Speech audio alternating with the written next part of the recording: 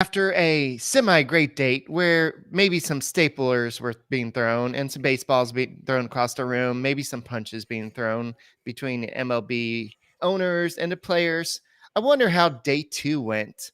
We'll talk about that. And we had the Hall of Fame announcement today. How many players did it get in? 4, 3, 2, 1, 0. We'll talk about that and more on this edition of the Locked On Astros podcast.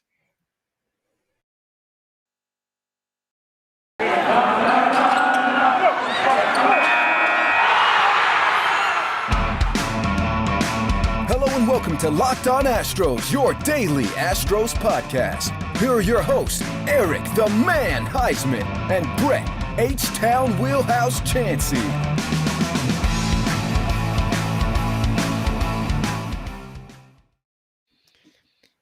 We are Locked On Houston Astros, and we hope that you join us for a daily Locked On Astros podcast. My name is Eric Huysman. You can find me at Eric Talkstros. You can find the show at Locked On Astros. Brett, where can they find you? They can find me at H-Town Wheelhouse on Twitter and at H-Town Wheelhouse on Instagram. That is great. We're going to have to address that later. And you can find me at Stros411 on Twitter, Instagram, and Facebook. Always positive, always Stros. All right. Make sure that you can find us at YouTube, and you can go ahead and subscribe to us if you have not already done it, and make us your first listen or your first watch while you're at work. You're supposed to be working. Go ahead and watch us and give us a thumbs up. And on your way to work, on your way home from work, just go ahead and listen to us on Apple, Spotify, Odyssey, wherever you're listening to your podcasts. Go ahead and listen to that. So I know we all want to talk about the players meeting with the owners and how that went, but the big elephant in the room is the fact that only one player got elected to the Hall of Fame today.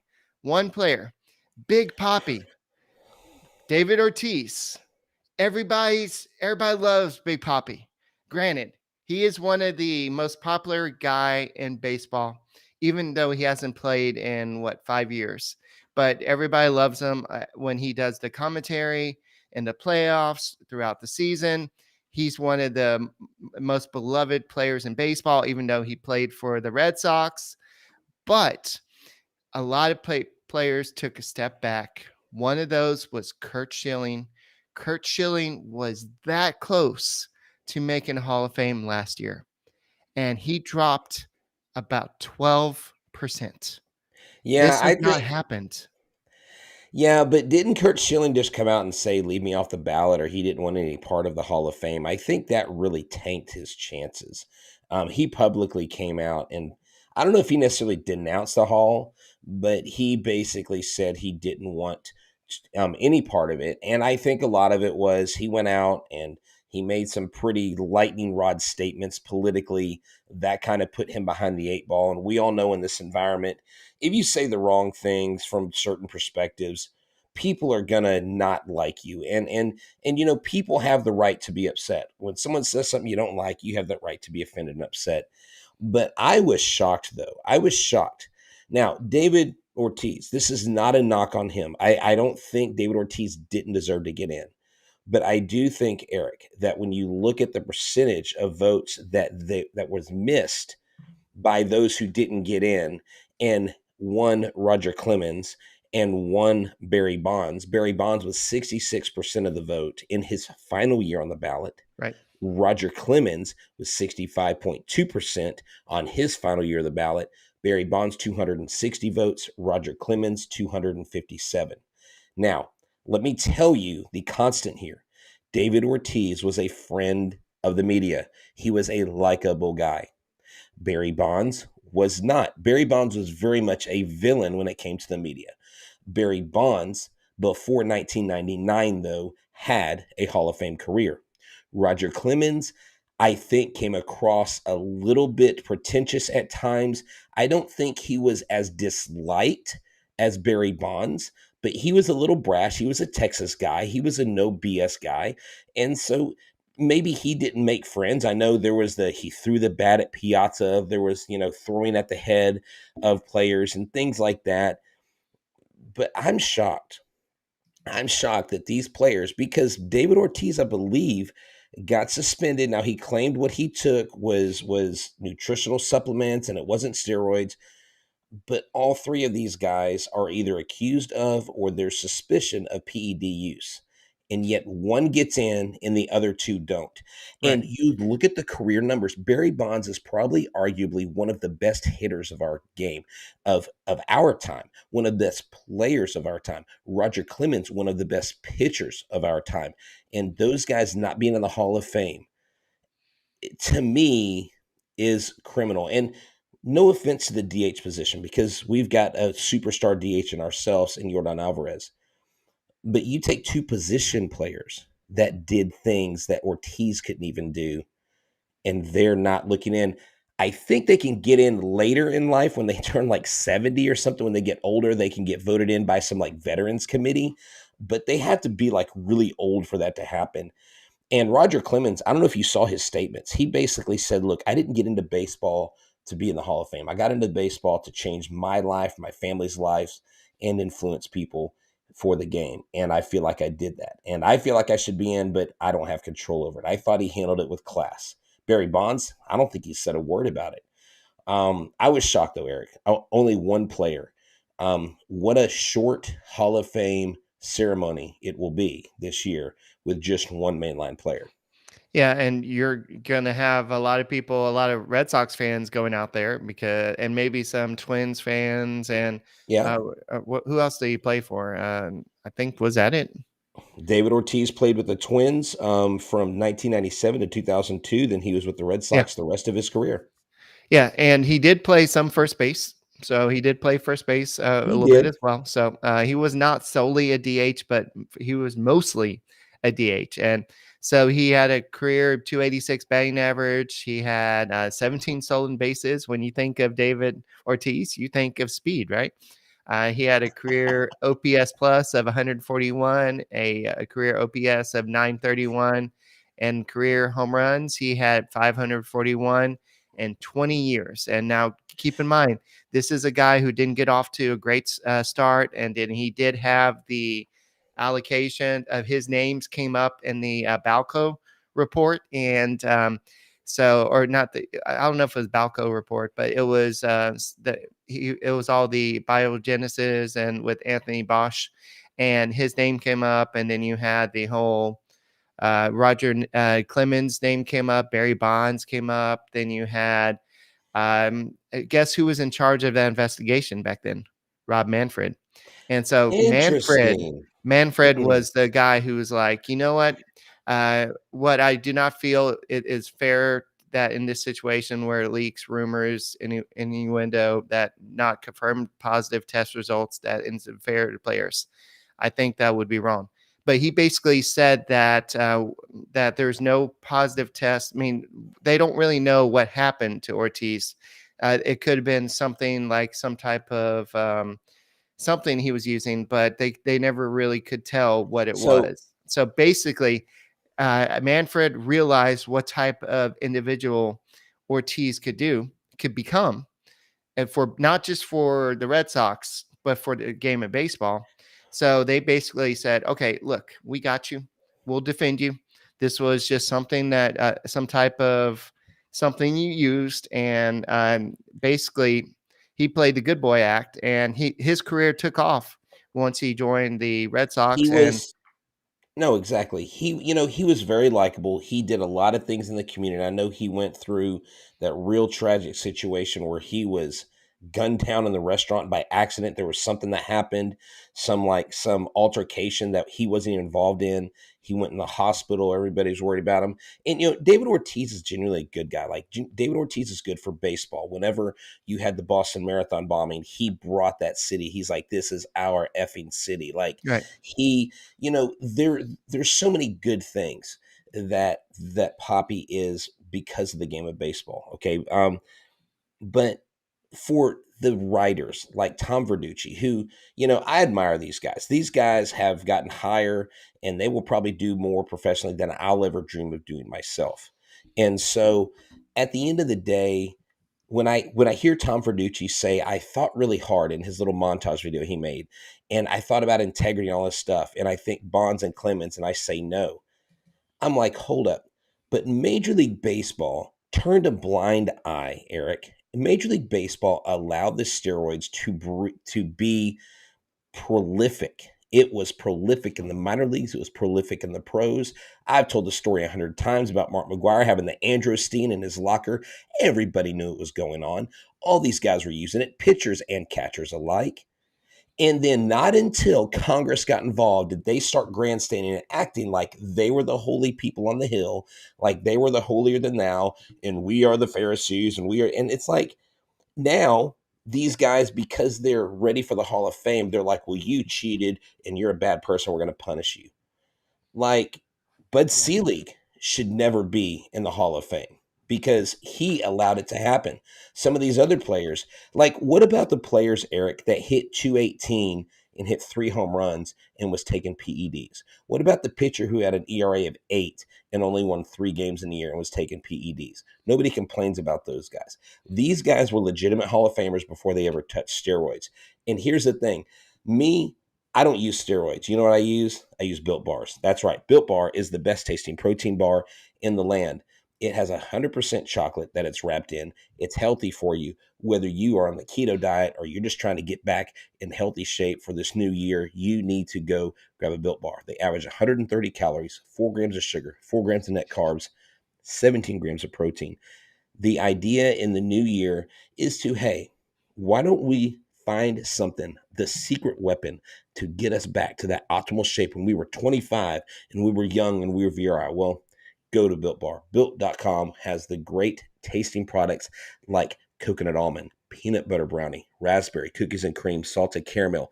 Need I say more? Trust me, H-Town Wheelhouse. Trust Eric the Man Huysman. Go to Built.com and use the promo code LOCKED15 and you'll get 15% off your order. And it's not just Built Bars, it's Built Puffs. It's all these different flavors, limited flavors. They've got everything you want under the sun at Built.com. It's a kingdom. Locked15 for 15% off. Go to Built.com. It's the best bar in the biz. All right. So if you look in MLB history, there's only 31 players that have a career 100 WAR or more. So 3 of them are not in the Hall of Fame. Can you guess who? I cannot. Go ahead and tell us. Barry Bonds, Okay. Roger Clemens, and Alex Rodriguez. This is according to ESPN stats and info. So Barry Bonds, Roger Clemens, and Alex Rodriguez all are part of the PED situation. So this kind of, I guess this defines an error. So it's just kind of weird how some players get in, like Mike Piazza. There's some whispers about him having some involvement, I believe. There's some some players that have gotten in. Any player in that era, even people say, well, Jeff Bagwell was in that era. Yeah. So he basically, if you were a home run hitter in those years, you had to. Now, we know there were guys like Luis Gonzalez. We know there were guys that were randomly pop up and hit like 54, 55 home runs, right? But you know what? Who's going to fault these guys? Everybody around them's doing them. The pitchers are doing them. The pitchers' injuries also went through the freaking roof. The hitters are doing them. But again, I say look at the players, like take Barry Bonds' career from 1999 back. There's no way he's out of the Hall of Fame. You take Clemens, when you think he used them, take those years out and look at all the other years. Look what he did as a freaking rookie. 20 strikeouts with the Red Sox. I mean, he was an absolute stud. Came to Houston, won a Cy Young late in life. That's, I think they say maybe when he was a little bit older is when he was accused of using them. But at the end of the day, I think the Hall of Fame only has, like 110, I think, in the Hall of Fame right now, out of thousands and thousands of players. These guys, yes, Eric Gagne is a perfect example of a pitcher. Now, Eric Gagne, I don't think played long enough or was good long enough to be considered part of the Hall of Fame. But I hate that only one person got in. Now, Billy Wagner, Eric, keeps getting more and more votes. He still has a few years of eligibility. If they don't let Billy Wagner in, this whole thing's a sham. This whole thing is a complete sham, and they need to revamp the system. Billy Wagner is at 51%. He was at 46.4%. He's got 3 more years of eligibility before he's out. And I know Jeff Bagwell has come out and said that Billy Wagner is a Hall of Famer. A lot of people have come out and said Billy Wagner's a Hall of Famer. He was one of the best closers in the game. What he can do with that little small frame from the left-hand side, it was just impressive. And just looking at the stats, Billy Wagner can come on the show and explain it himself. Just what he was able to do in his career is just Hall of Fame worthy. It's better than some would say even what Mariano Rivera could do. But Rivera pitched for the Yankees. So there's something to say. Rivera, Yankees, and Wagner, Astros, and then the Mets. He didn't pitch for the Phillies, did he? No. Yes. So Wagner pitched for the Phillies in 04 and 05. Okay, that's right. Then he went to the Mets. He pitched I think 15 games for Boston, and he actually pitched 71 games for the Braves in 2010. So he had a few stints. But here's the thing. Billy Wagner also left the Astros in 03. 04 and 05 is when they had Lidge, is when they, imagine what else he could have done for his career. Now, here's the question. Let's say he's with that 05 team, and they end up winning that, and Billy Wagner's a part of that. That probably changes the narrative. I mean, winning titles says something about a player or Right. to these voters. But Eric, what do you think about this? This bothers me. It may not bother you, but it bothers me. How do you have a vote? Not you, but how does someone have a vote and they send in a blank freaking ballot? How do you do that? To me, that is an abuse of your power. And I think the Hall should nullify your vote and give the vote to somebody else. I just think it's absolutely insane to not vote for a single person. How do you feel about guys that have a vote that don't even vote for a single person on the ballot? I mean, I wouldn't do that if I had a Hall of Fame vote, which I probably never will because I'll never be a national writer. But I think that honestly, it's his right to do that. But at the same time, I don't agree with it. I think that you need to at least vote for the best players in the class and at least pick somebody. But what's the difference between him picking one player and no players? I mean, it doesn't matter. I mean, he's obviously looping in uh, Big Poppy with the rest of the PED users. And so a lot of people are saying on Twitter, well, there's a reason why they changed the voting timeline from 10 years, from 15 years to 10 years, because they're afraid that, well, we're going to get a lot of these younger writers in, and maybe they're not going to be so hardcore and, oh, we can't let these PED users in. And so if you look at something that Joe Morgan, he sent an email years ago about especially when Barry Bonds was getting close to getting into the Hall of Fame. He said, look, we can't let these guys in. This is these guys don't belong in the Hall of Fame. These guys cheated. They did it the wrong way. We cannot let these guys in. So I think what we did last year was we saw Curt Schilling get really close. We saw Barry Bonds get a little bit close. And a lot of these writers were like, okay, I'll go ahead and give him a vote this year. I don't think anybody else is going to vote for him. And then you saw a lot of people actually vote for him last year. And so some of these old school writers are like, whoa. It's getting a little too close for comfort here. I can't let this PED guy, because I covered this and I remember the whole cheating scandal and everything. So it just worries me about a certain second baseman who plays for the Houston Astros and how that's going to affect his Hall of Fame voting down later on. You see, and I swear on my life that if they keep Jose Altuve out of the Hall of Fame because of a scandal that he did not take part in, he did not participate, there is evidence there. If they leave him out, then every one of those voters that chooses to leave him out, I will write them off. They are not legitimate. Like, just because you're a baseball writer and just because you have the power of the pen doesn't mean that you get to punk one of the best players that's ever graced a baseball diamond. So they can take that and shove it up their tailpipe, because that's a bunch of bullcrap. I take that personally because we have seen Jose Altuve come from when he was this undiscovered guy from Venezuela who was told he was too small and too young and didn't have a good enough glove to become one of the best fielding second baseman. And everybody respected him until 2017. And if you tell me that you don't respect him anymore, then you're lying. Then you don't respect yourself. You've got to look in the mirror, because there's no way you respect yourself, because there's no way that you're perfect. There's no way that you've never done any or been a part of anything that's not good or wrong. So this whole, like, they're on their high horse. Like, we're the moral police of baseball. What about Ty Cobb? Didn't Ty Cobb almost beat the daylights out of somebody, almost kill him, with his bat or something like that? Don't we have guys in the Hall of Fame that are womanizers? I mean, let me tell you something. If they vote for Aroldis Chapman when he comes up, I don't want to hear a darn word from these guys about the cheaters. I don't want to hear a darn word, because this guy has domestic violence issues. I'm sorry. And they make no bones about it. That's fact. So don't get on your high horse about PEDs, but you don't want to worry about the moral passings or in passings of other players. It's a complete double standard, Eric. Listen to this, though. Scott Roland got 63% of the vote. Now, Scott Roland, up until this year, I hadn't really thought of him as a Hall of Famer, but he ranks 4th all time among third basemen. It's behind George Brett. He's behind Mike Schmidt, and there's one or two other players, but he's ranked around 4th. This guy had a great career. This guy deserves to be, I think, in the Hall of Fame. I know he's on the bubble, but some of these other players, Todd Helton, I'm not sure. Billy, how could you not vote for Billy Wagner? Heck, even give Andrew Jones a vote. I don't care. Sheffield, no. Jeff Kent, I think one of the best second basemen to ever play the game. Put him in there. Like, how can you not vote for some of these guys? It makes why do you have a vote?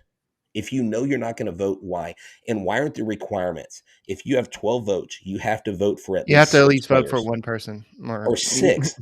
Why 1? Why give someone 12 votes and not use any of them, or 1? It makes no sense, Eric. I think they have to vote for 10 players. They can vote for a maximum of 10. Oh, is it 10? Okay. Yeah.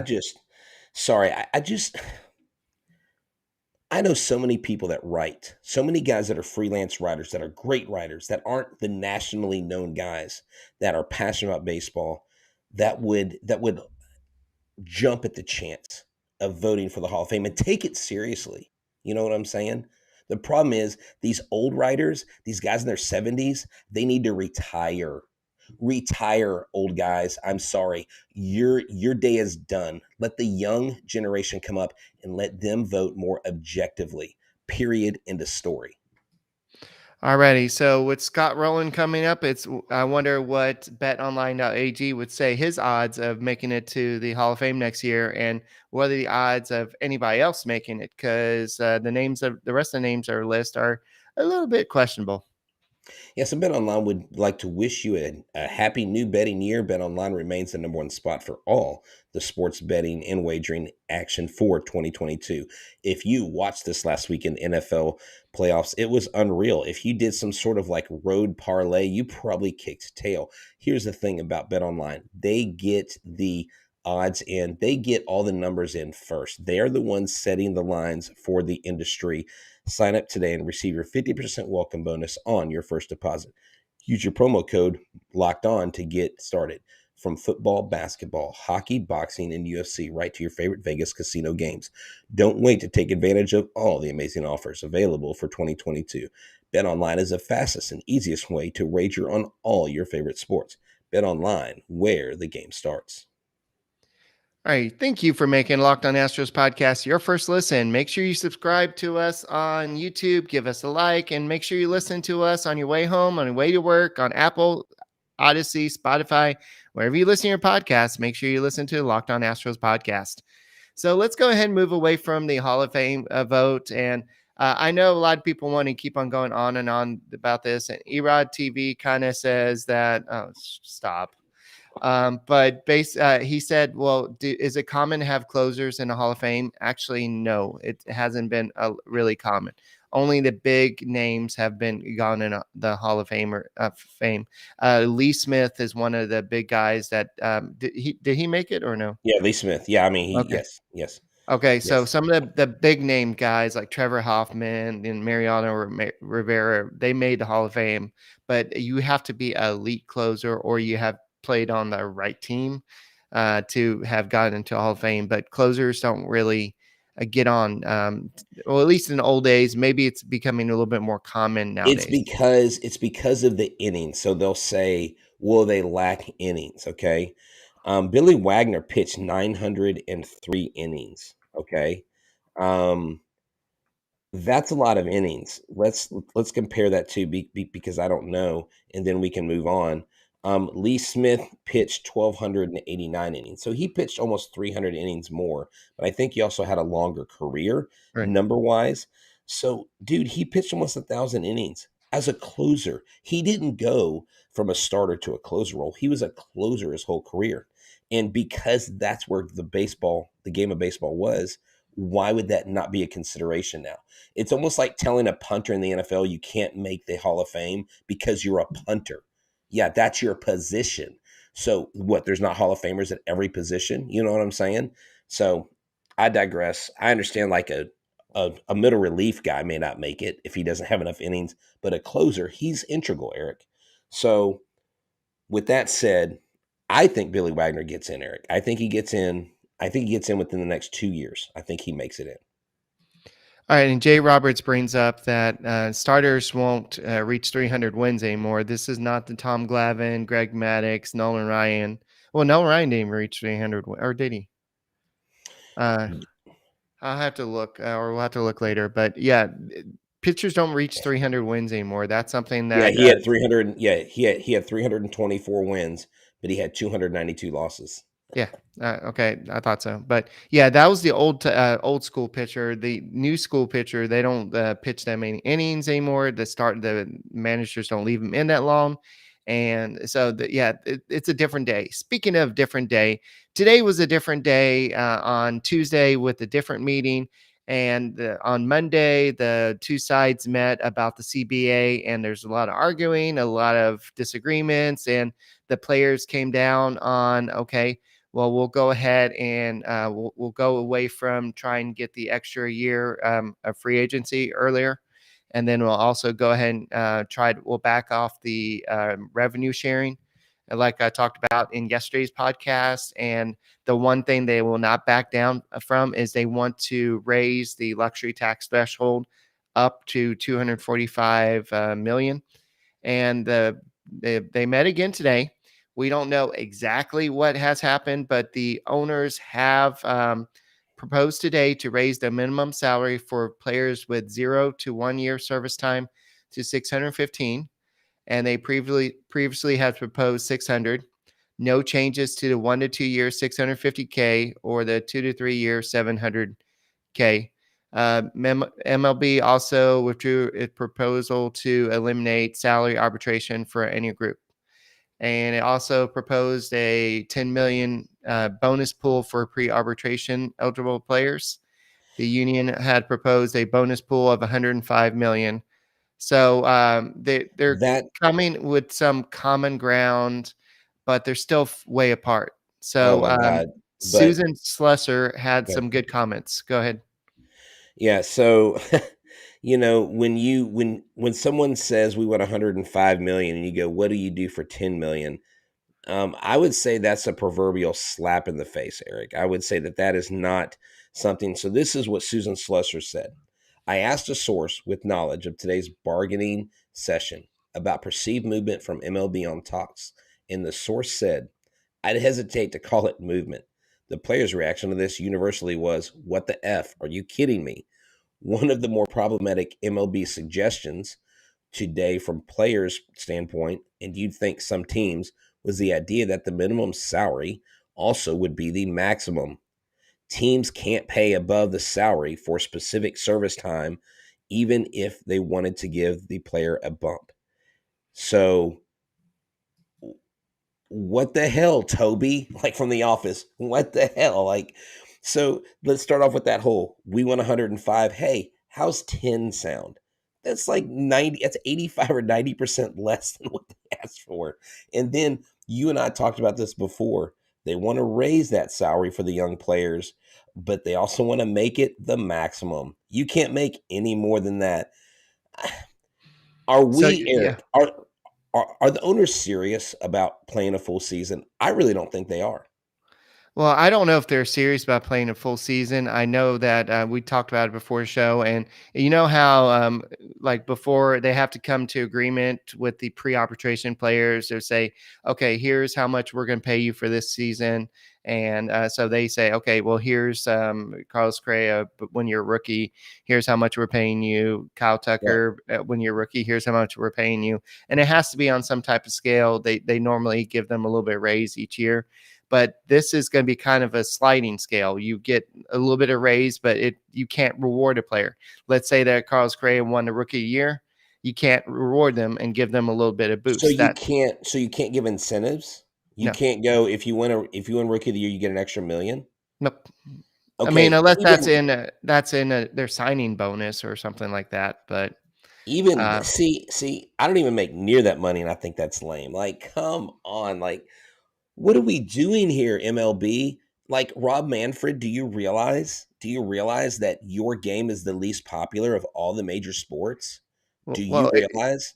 I it gets mean, worse. I mean, you hear the fans coming out against, well, you're keeping one of the best players in the game. Yes, he has the PED steroids controversy and Barry Bonds, one of the best pitchers in the game, and Roger Clemens, and one of the better pitchers in the game, even though he's not the most popular dude, and Curt Schilling. And then Roger Clemens is one of the best pitchers in the game, obviously. But this is what came out after yesterday's podcast. In a meeting with the Players Association Monday, Major League Baseball Deputy Commissioner Dan Harlem said that MLB is willing to lose games over some of the outstanding issues that sides have. People with knowledge of the talk said. Was that a threat? Or was that just them saying, oh, we're willing to just lose some games? So y'all keep on doing whatever you want. We're okay. We're going to lose some games, but we're not budging. We're not that giving in. tells me, and we've talked to Sully about this. We've talked to the other Locked On host about this, and I try not to buy into other people's opinions or narratives without me really having my own opinion first. But the more I hear this, the more this smells of millionaires and billionaires just wanting to hold on more and more dollars. And if the owners, Eric, are absolutely willing and they can afford to hold out in games, they can absolutely afford to have a full season and give the players some concessions. It goes both ways. If you can take on the loss that way, wouldn't you rather take the loss on and invest it in your product? Why, as a business owner, would I not want to invest more money in my people and my product and prop them up? Now, I know we're talking about millionaires. I know people are like, well, how can you side with either side? Because they're both rich and blah, blah, blah. But at the end of the day, We want baseball. that is the problem. We want baseball. And owners, if you're going to give up something, give it up to someone who's going to do something with it, right? Don't take your seeds and throw them onto the concrete, throw them into the ground. That's going to make them fertile. That's going to be fertile and grow in these players. And it's going to grow your game, because you won't grow your game while you're sitting in your freaking mansions or running your large corporations while your stadiums are empty. This isn't 2020. Let's get out of this mindset and let's quit being greedy and give the players something. Give them what they want. It's okay. And at the end of the day, maybe the players have to come off what they want a little bit. Maybe they have to come down on that 105. They both have to compromise. That's the problem. Grown men have got to put their pride aside and they've got to compromise, because we want baseball. We want it now. I know Jay Roberts brings up, wonder how many of the owners and executives were around in 1994 and saw the repercussions from the strike back then, from the fan bases. It took a long time for them to come back. It took Sammy Sosa and Mark McGuire using And certain this, yeah, chemicals and the to steroid era and the steroids that they let in baseball that now they're condemning these two-faced jerks. Like it's a bunch of crap, dude. right. And we all know it. It's a freaking racket. It's just guys, just get in the dang room, go settle this crap, go get it done. Quit taking these Oh, players Ripken. great Don't forget years about and Cal under. Ripken and his streak. Yeah, I mean, just everything, dude. Everything. It is, they could end it if they wanted to. They could absolutely end it if they wanted to. It's who's willing to swallow their pride the most. And And like we've talked about on podcasts several times, it's not D-Day yet. They don't have to give in yet. We've seen 2 days in a row where both sides have made concessions. That's the first step. Now they're not going to make their big concessions yet. They're going to wait till closer to the time. They're waiting for one side to blink. This what they've given up is stuff that they've already decided. Yeah, you can't see me on the radio, but I'm actually winking. I'm gonna give up. Like this is stuff they've already predetermined that they would be willing to give up. Now the stuff that they're holding on to is the stuff that's the most important to them, and that's the luxury tax threshold, the ability to pay players more, and for the owners, the ability to not pay players more. That's a big issue right here. And so I think that's what's going to get, and there's a whole bunch of other issues going on here, but I think at the end of the day, that's going to be what's going to cause us to miss some games, and we'll see. But as far as I know, I mean, the Hall of Fame announcement came around, and so I haven't heard if there's going to be any more talks coming up anytime soon, but I know it's not tomorrow or anytime soon in the next couple of days. So we'll see what happens. Both sides need to get together, revamp their proposals, and we'll see. But as of now, February 16th is coming up. Will we start spring training, Brett? Yes or no? I believe we start spring training, but not on time. I believe there's at least a 2 or 3 week window that we miss that we're delayed. And Eric, I'll just wrap this up 30 seconds. Corporations that I've worked with, companies that I've worked for, churches that I've worked in, schools that I've worked in, the ones that do the worst at what they do is they have people at the top that can't get along and argue and bicker and whine and never compromise. The ones that do compromise, the ones that do swallow their pride, they are the most successful. So Major League Baseball, players and owners, get a grip, get a hold of yourself, figure out where you want to be, and go there together because you're stronger together than you are apart. You're not So going to get anywhere happy divided. together. Exactly. A house divided cannot stand, So Eric. happy That's together. yes.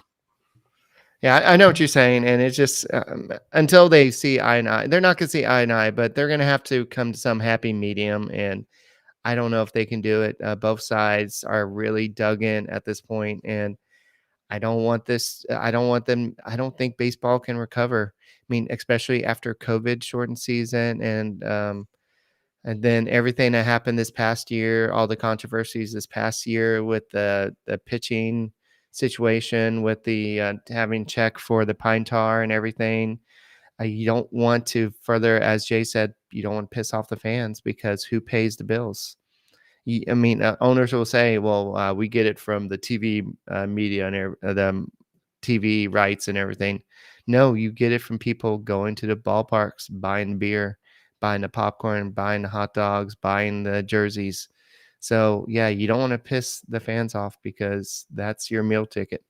So, all right, that's all we got. Congratulations, Big Poppy, Barry Bonds, Roger Clemens, Curt Schilling. Sorry, bro. I don't know what else to say. I mean, Sorry, bro. I'm sure they're listening right now going, man, thanks, Eric. Thanks for picking me up. Thanks for kicking my dog while you're at it. no, but Roger Clemens, if you are listening, we would love to have you on podcast, and that would be awesome to get you on there. But yeah, it's just I really was pushing for. I was really for rooting for Barry Bonds because unlike Pete Rose, Barry Bonds was eligible, and that's a big difference between the two. Barry Bonds was eligible, Pete Rose was not, and so That's all we got for this edition of the Locked On Astros podcast. Make sure you tune in next week, and unless there's breaking news. And hey, tell us about the other podcast that we were on. So we were on a podcast called No Doubter. We've tweeted it out. If you see it on Twitter, give those guys a listen. They do a great job. They interviewed us. We kind of gave our origin story, how we got started, how Eric and I met, how we kind of started, how Eric started this podcast, brought me on, and how we've grown to one of the most, I almost said elusive, one of the most illustrious Astros podcasts on the planet. All right, I'm gonna be elusive and go and get on out of here. That's all we got. See you later.